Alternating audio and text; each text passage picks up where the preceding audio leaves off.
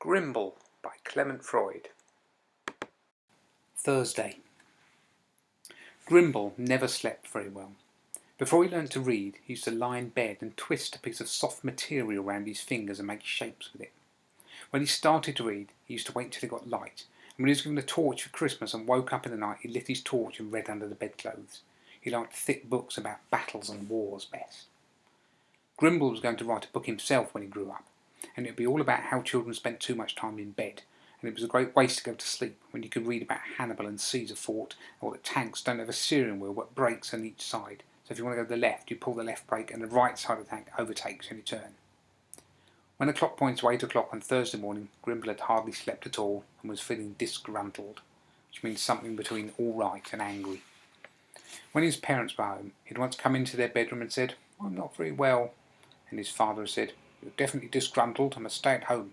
And he'd sent a note to school saying, "Grimble poorly, signed Father Grimble." As his father was away, and it was really up to Grimble to take his own decisions, he decided he was not well enough to go to school, and wrote a note.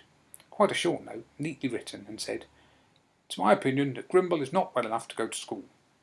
He wrote a name under it, like grown-ups do, so that you couldn't read it. He put the note into an envelope, addressed it to the headmaster, and went off to deliver it.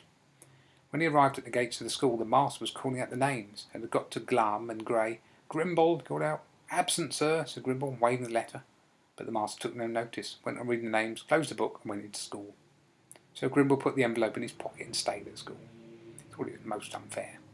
After a while he was glad he'd stayed at school, because Miss Fishnet, the religious teacher, was ill, and they went into the playground and had a game of football, and he scored 3 goals, 2 with his left foot and the other sort with his knee. Football in the playground was a very good game, because when you played you could see all the other boys sitting in the classrooms doing lessons. In the afternoon they did French. Monsieur Boudin was a French master, and he pronounced all the boys' names in French. Grimble was Grimble, with a nasty rolling R. "Hallo, Grimble," said Monsieur Boudin. "Speak French." "Oui, monsieur," said Grimble, because he'd only started to learn this term and hadn't got much further than "oui, monsieur" and "non, monsieur," which mean yes, sir, and no, sir, and clearly "oui, monsieur" was the better of his 2 sentences. "What is French for a dog?" said Monsieur Boudin. Grimble absolutely hated saying "I don't know," so he said, "And woof?" Monsieur Boudin was a bit deaf. He said, "Again," and Grimble, thinking he'd almost got it right, said, "And woof woof?" "Chien," said the French master. "Write down chien. While you're writing it down, also write down chat, which is cat. Write it down very often, then I can have a little sleep." Grimble decided that when he grew up he might become a schoolmaster and sleep in the daytime, then he could read all night. When he got home from school that evening, there was a telegram on the doormat. This time the message absolutely clear. It said, "Returning home Friday night, inform milkman, remember teeth." He sat down and worked out this meant 1 more supper tonight, breakfast, fish fingers, supper tomorrow, and his parents would be home. He went into the garden, shot 43 left-footed penalties, and decided to make his bed. Making beds was a very unnecessary habit. To Grimble, in fact almost any reasonable person, a bed looks as well with a few sheets twisted round and a pillow or 2 on the floor as it does if it's all tucked in and done properly. Also, it's much easier to get into a bed when it was last used for getting out of. But as grown-ups make a great deal of fuss about tidiness, he made his bed about once a week. This was quite a good idea, because he often found things in the bed that he'd lost and given up hope for, like his pyjama trousers, and once a peanut butter sandwich under his pillow which he'd completely forgotten about, and we had thought the bed smelled a bit funny. When the bed was made, he twisted the plasticine he'd found in it to look like a sausage dog and went to see the next name on the list of people to give him supper. Station Master Wheeler at the station. I don't think I've said before, Grimble's house was very near the railway, and trains went past making a lot of noise. The point is that when you live like that, you get so used to the noise you don't notice it. And one day, when there was a strike and no trains running, Grimble had woken up with a start and said, "What's that?" His father had come in and said, "Nothing, just no noise." The station was at the end of the street, and Mr. Wheeler was in charge of it.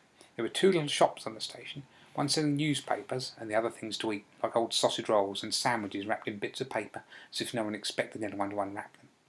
There was also a machine with a sign on it saying, "Platform tickets 1p," and the 1p had been crossed out and 2p in its place. Grimble wondered why it was now more expensive to stand on a platform, which is all you're allowed to do with a platform ticket, and Mr. Wheeler explained it was probably because you had to wait longer for the trains. The station had a notice outside which said, "This is the station. Your friendly station master is called Mr. Wheeler." Unfortunately, the friendly station master was out. Grimble went to the machine, bought a platform ticket and looked everywhere. waiting room was empty. No one behind the window might ticket. The paper shop and the old wrapped-up sandwich shops were empty. There was a timetable pinned against the wall, and on this was a note. Grimble, gone to see a man about an engine. Go to the signal box.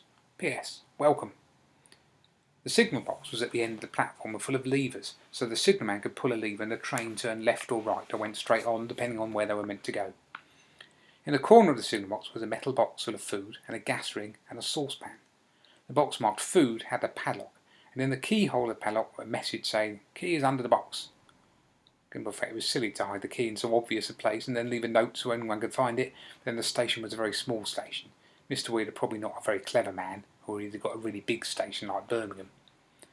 When he opened the box, there was a tin of corned beef and a tin of biscuits and a tin of chocolate and a tin of sugar. There was also a tin of sardines and a bag of flour and a bottle of some very strong-smelling brown drink, which was almost empty and had "only to be used in emergency" written on the label. As it was a large bottle and there was very little drink left in it, Grimble realised there must have been a lot of emergencies. Also in the box was a book called The Signalman's Manual. Grimble sat down and started to read it. It was very boring. He decided he would definitely not become a signalman when he grew up. This brought him to supper. When he got all the tins out and laid them in a line, he realised there was something missing. Chocolate, sugar, corned beef, sardines, biscuits, flour. What was missing was something wet, like sauce. When you eat corned beef, you have tomato sauce. When you eat sardines, tomato sauce. Biscuits, well, tomato sauce, or any sort of sauce. Grimble took out a piece of paper and worked out what he could have for supper. And a man must have sauce with what he eats. It could be either corned beef with sardine sauce, or sardines with corned beef sauce, or, and this seemed a much better idea, chocolate sauce. He opened the signalman's manual and looked under C. Had a chapter on couplings, and one on coals for engines, and a long one on clockwork, and right at the bottom a little heading, chocolate sauce.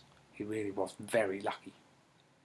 Chocolate sauce, said the book, is delicious whichever way you make it, but chocolate and sugar and flour and water are a help. Now, by a very strange piece of good fortune, chocolate and sugar and flour and water were exactly what he had. He put a whoosh of chocolate into the pan, tasted it and said, yes, quite definitely needs water to make it wet like sauce. And as the water was very thin, he decided flour would be good to get it thick, and as he liked things sweet, he added sugar. He put the saucepan on the fire and decided to do his homework. It was to write a letter to an uncle, thanking him for sending 50p and telling him what he was going to do with the money. Dear uncle, he wrote, it was good of you to send me 50p, for which I am grateful. I am going to change it and put 12.5p into my bank, spend about 5p on things for me like sweets, and decide about the rest of the money later. I like money and already have quite a lot. I hope your nasty cough is better. Thank you again, Grimble. By the time he'd written that, something very odd had happened to the chocolate sauce. It was making spitting noises, and bubbles of sauce would burst and splash bits of lumps onto the signalman's manual. Grimble thought this served it right, because if it had said stir the sauce, it wouldn't have happened. What was happening to the chocolate sauce was the bottom part was burnt and the top not even very hot, because if you cook things and don't stir them, this sort of thing goes on. Actually, Grimble thought burnt chocolate sauce was quite nice. He tried a little with his sardines and some of the corned beef. Thinking about it, he thought it tasted best with the biscuits.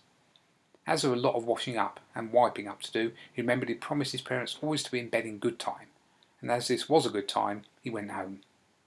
Only one more day, and possibly tomorrow when he came home from school his parents would be there waiting for him.